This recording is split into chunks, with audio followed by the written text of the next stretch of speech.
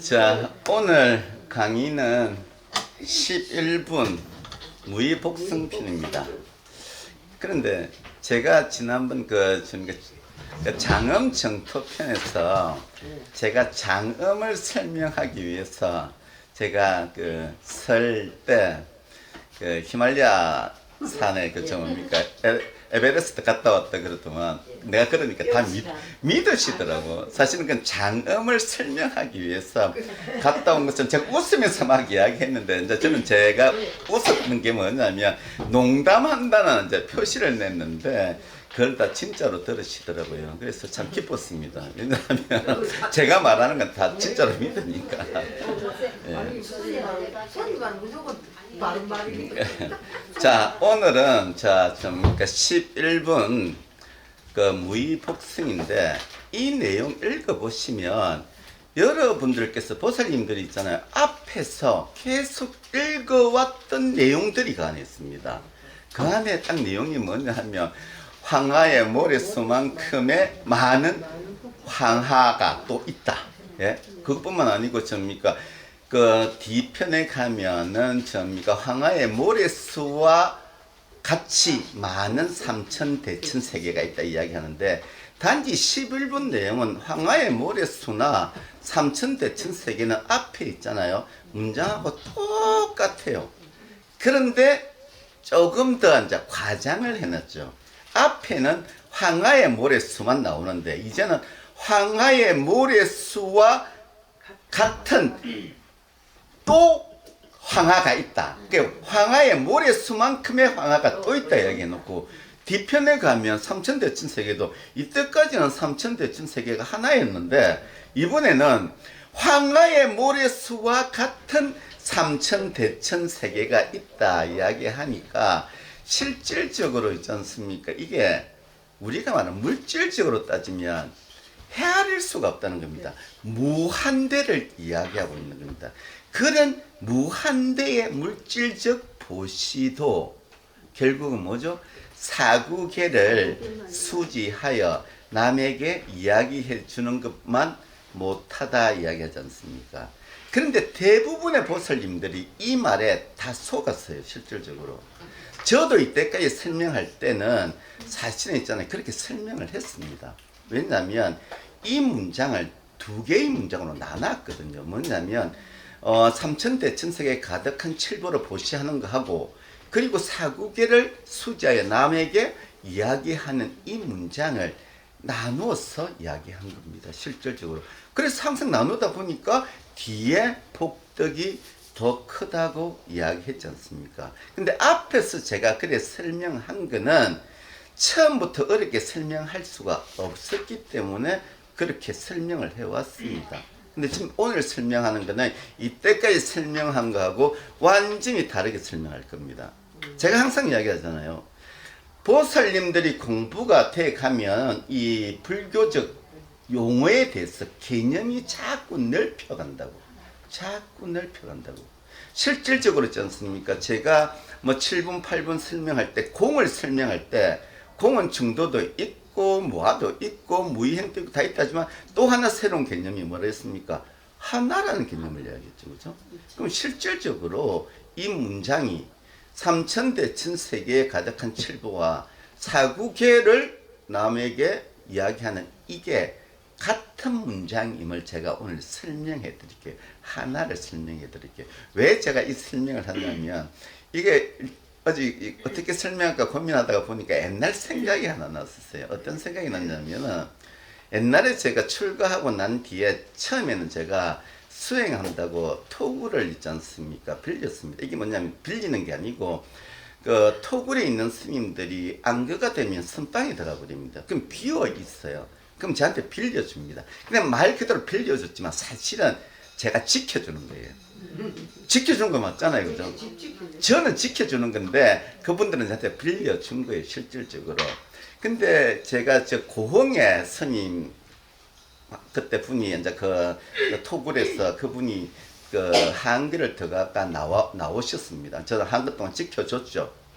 줬는데 이제 나와가지고 이제 한 며칠 동안 제가 한 10일 동안 머물렀어요. 그러다 보니까 이제 매일 차 한잔 하잖아요. 그러면서 이제 그분께서 그 스님이 그런 말씀을 하시더라고요. 이제 이야기 쭉 하다 보니 이야기가 나왔는데 이제 그 스님이 뭘 하냐면 그 고흥에 뿐만 아니고 순천 쪽에 이런 분들 있지 않습니까? 하고 스터디를 합니다. 이게 뭐냐면 그 경전에 대한 스터디를 하는 거예요. 그런 모임들이 간혹 있습니다. 스님을 모시고 공부를 하고 싶어 하는 분들이 이렇게 뭐 일주일에 한 번, 2주에 한 번 이렇게 모여서 뭐 있잖아요. 이제 공부를 하는데 이런 경전 공부를 하는 분들은 솔직히 이야기하면 사회적으로 지위가 좀 있습니다. 그리고 경제적으로 여유가 좀 있어요. 그리고 대부분 다 이래 보면 전문직에 종사합니다. 실질적으로 보면. 근데 이런 분들과 같이 이제 스터디를 쭉 해서 있지 않습니까? 하는 거죠. 왜냐하면 선방에서 또 한 3개월 동안 공부하다 나오면 또 새로운 걸 느끼니까 또 그 새롭게 경전을 설명해주고 이랬던 겁니다. 근데 그 스님이 그때 이제 제보고 그러더라고요. 요번에부터 산천에 앉아 나와서는 스터디를 하지 말아야 되겠다. 그 이야기를 우연히 했어요. 그래서 제가 왜 그러십니까? 그랬더만은 그 이야기를 하시더라고요. 처음에 이분들과 스터디를 했을 때에는 이분들이 있지 않습니까? 토굴에 오면은 말 그대로 스님 있잖아요. 그 토굴에서 생활하시기가 힘드니까 물질적으로 도움을 좀 많이 줬대요. 근데 그러고 나서 계속 스터디를 해가는 거죠. 해가는데 공부를 계속하다 보니까 우리 지금 경전 공부하다 보면 삼천대천세계에 가득한 칠보로 보시에도 사국에 공부하는 것만 못하다고 안 했습니까? 그러니까 보시에 대한 개념을 사실은 있지 않습니까? 조금 등한시하는 거예요. 그래서 자꾸 공부에만 치중을 하는 겁니다. 그러다 보니까 스님 입장에서는 좀 섭했나 봐요. 왜냐하면 스님 같은 경우 토굴 스님들은 사실은 경제적으로 좀 이렇게 빈약해요, 실질적으로. 그래서 사실 어떻게 보면 스터디도 그런 걸 하면서 조금 있잖아요. 물질적 도움을 받기 위해서 아마 하신 것 같은데 문제는 그 교육의 결과가 조금 엉뚱한 방향으로 가는 겁니다. 뭐냐면 계속 공부를 하다 보면 물질적 보시에 대해서 있지 않습니까? 조금 등한시할 수밖에 없는 문구들이 계속 나오는 겁니다.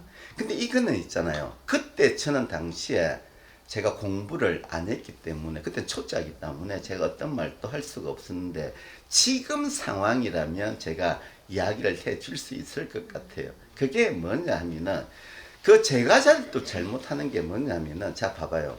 그 제가자분들이 스님한테 공양을 보시를 했잖아요. 그러면 그 보시하던 것을 공부를 하면서 물질은 별로 중요하지 않고 공부를 하는 게 중요하구나 이래 판단을 했다면은 실질적으로 있지 않습니까? 스님한테 공양 올리고 보시를 했던 그 물질적인 것들은 어디로 갔냐는 겁니다. 그럼 결국 그거는 본인이 선 거예요. 맞잖아요. 예? 그러면은 실질적 공부를 잘못했다는 겁니다.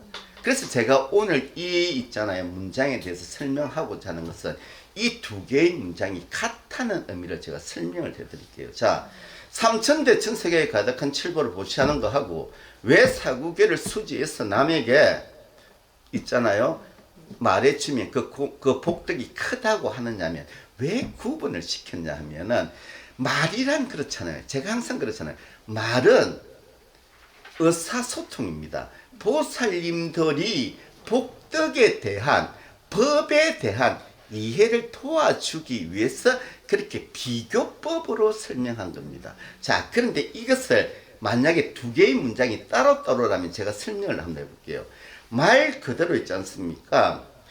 보시를 하는데 내가 보시를 하는데 그게 상대방을 위한 보시가 아니고 나의 우월성을 증명하기 위해서 있잖아요. 보시를 하는 거라면 그 보시에 복덕이 있겠습니까?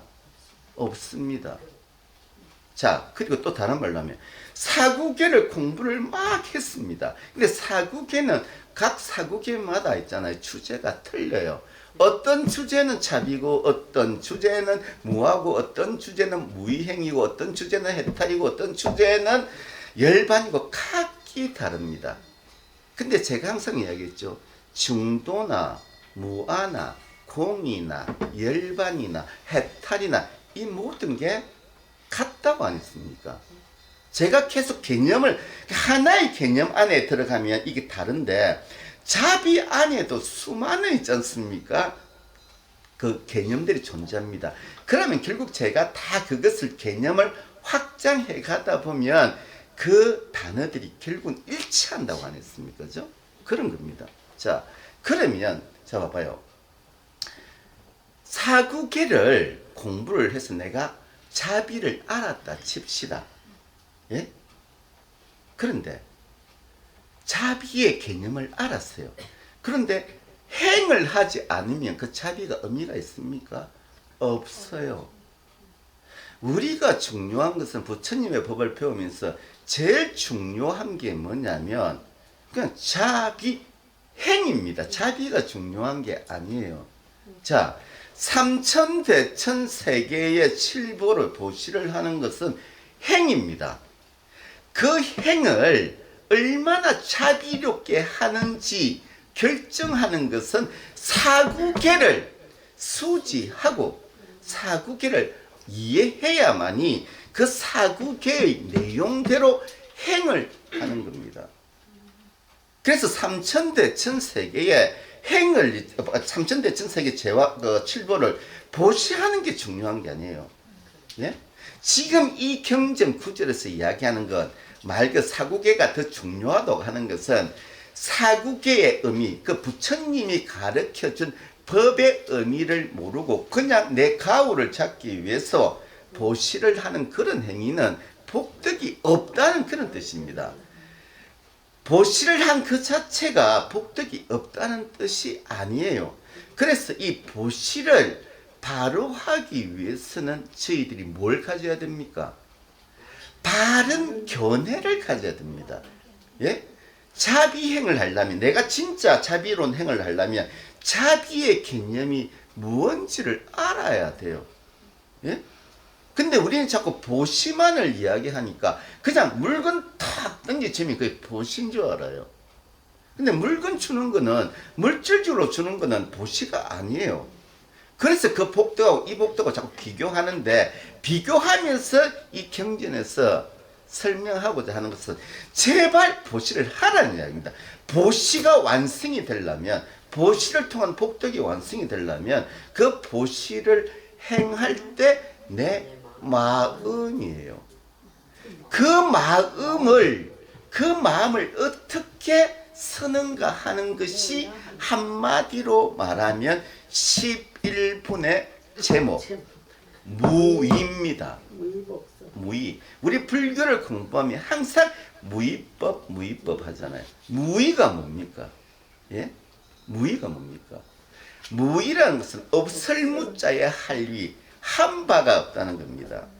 이 무의는 무아와 같은 겁니다. 자, 봐봐요.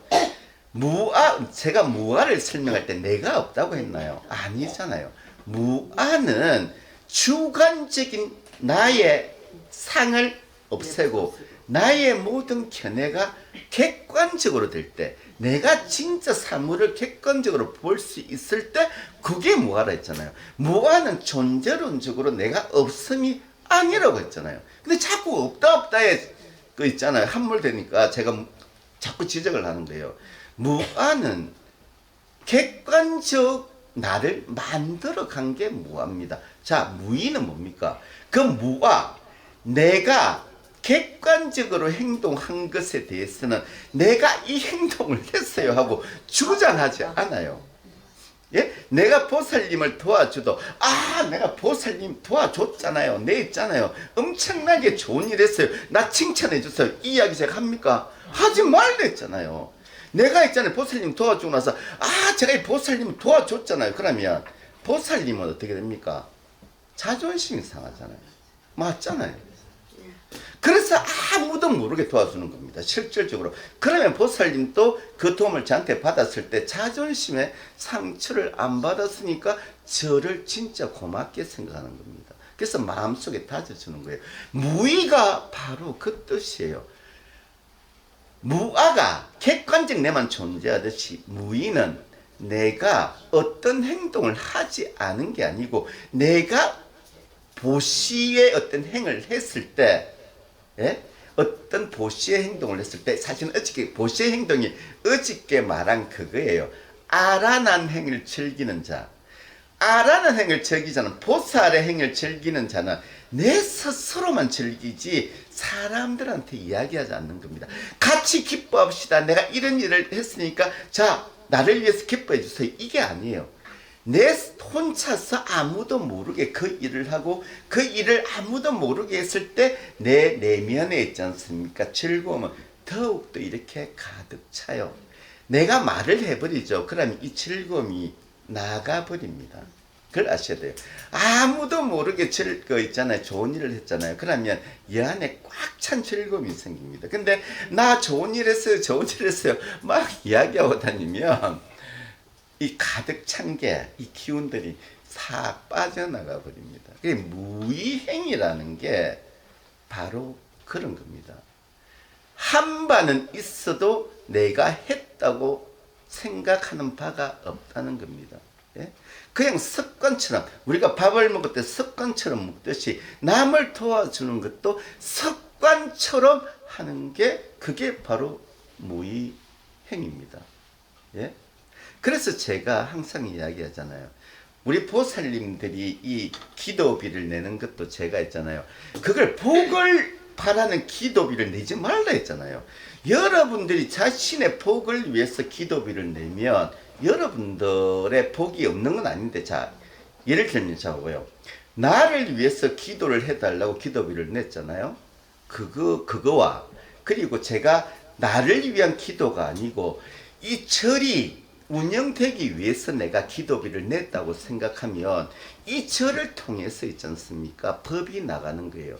예를 들면 여러분들께서 기도비를 아무도 계속 안 냈다 치면 이 절이 운영이 됩니까? 안 되잖아요. 그럼 저도 나가야 돼요. 그럼 법이 있어서 끊긴다는 겁니다. 여러분들의 기도비는 저는 그렇잖아요. 본인들의 있잖아요. 소원 성취를 위해서 제가 하지 말라 했잖아요.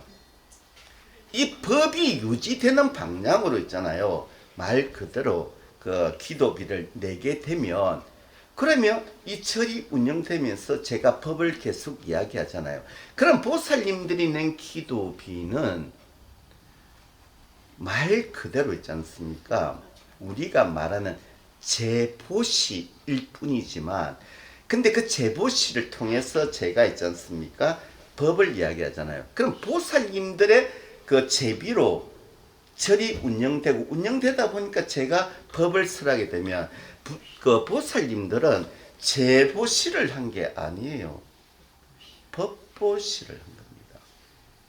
그런데 법보시를 해야 되는데 보살님들은 가만히 있잖아요. 그러니까 예를 들면 소원 성취에 대한 기도를 있잖아요. 하지 않으면은 말 그대로 그게 법보시가 돼요. 근데 보살님들은 기도비를 내고 자꾸 나의 소원이 성취되기를 빌거든요. 그런데 그 소원 성취는 본인이 본인을 위한 거기 때문에 욕심이 됐잖아요. 그 있잖아요. 기도비는 제만 해주면 돼요. 제가 축은 한번 해주면 끝납니다. 맞잖아요. 그러면 보살님들은 기도비를 냈지만 나를 위한 있잖아요. 그 기도비를 낸 게 아니에요. 뭐 말씀인지 아시겠죠? 그러면 그 기도비가 결국은 아까 이야기한 대로 사구계를 남한테 이야기해주는 법보시로 간다는 겁니다. 그래서 제가 항상 기도나 뭘 할 때 본인을 위한 기도는 하지 마세요. 그 기도는 제가 해주면 돼요. 그러면 보살님들은 여기 와서 법을 공부하는 기회로 삼으시면 돼요. 법을 공부하면 뭐가 된다 했습니까? 마음에 평온을 찾는다 했습니까? 평온을 찾으면 좋은 인연들만 들어와요. 집에 가 있어도 좋은 마음이 생기면 좋은 인연들이 들어옵니다. 모든 복의 뿌리는 인연에서 오는 겁니다. 여러분들 스스로 있잖아요. 복을 못 만들어요. 복은 인연법에 의해서 만들어집니다. 예? 내가 돈을 만들 수 있어요? 돈을 못 만들어요. 일을 해야 돈을 받든지 아니면 내가 뭐 솔직히 주식을 투자하든 복권을 사더라도 말 그대로 있지 않습니까? 그게 내 노력이잖아요. 근데 그게 어떤 사람들은 복권을 사 못해. 왜 될까요? 그게 그러니까 내가 살아가는 그 인연법이 맞는 거예요, 그게. 모든 것은 인연법에 의해서 형성이 되는데, 그 인연법의 형성을 바르게 가져가려고 하면 내 마음속의 기운이 항상 맑아야 돼요. 맑으면 좋은 기운이 반드시 들어옵니다. 그래서 이 절에 왔을 때 맑은 기운을 가지고 가라는 겁니다. 예? 복을 빌지 마세요. 복은 제가 빌어드릴 테니까. 예. 그게 여기 뭡니까? 이 11분 무의복석의 그 핵심입니다. 무의로서 복을 만들어야 돼요. 무의로서 복을 만들어야 된다는 겁니다. 기도로서 복을 만드는 게 아니고 무의행으로서 복을 만들라는 게 이 11분의 내용입니다. 오늘 강의는 이것으로 끝내겠습니다.